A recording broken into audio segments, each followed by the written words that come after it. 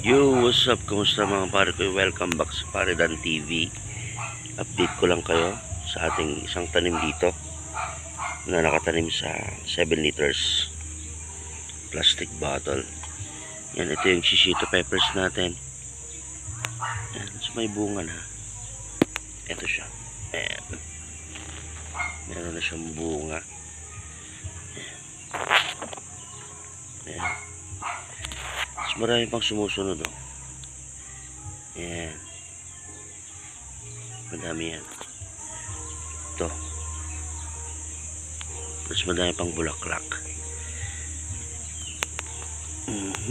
Ayan. Hindi para masyadong katangkaran ng shishito. Or, hindi ko siya napatangkad siguro. Decente naman yung size niya. Decente yung size. Kulay ng dahon. Medyo bumabalik na kasi nag-yellowish to konti. Ang suspecha ko ay kulang sa nitrogen or na overwater ko.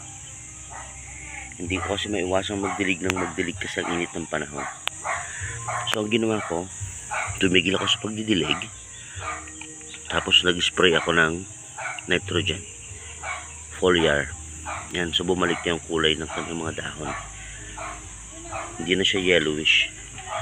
Bumabalik na. Yan, so madami pang bulaklak. Madaming buds. Yan.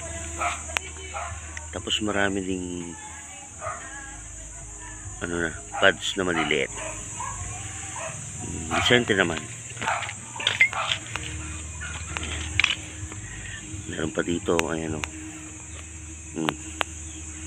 Madami siyang bulaklak.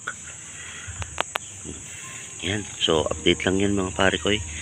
Maraming salamat sa panonood dito sa channel natin, Paredan TV, kung saan ang sili is life. Let's go, let's grow strong.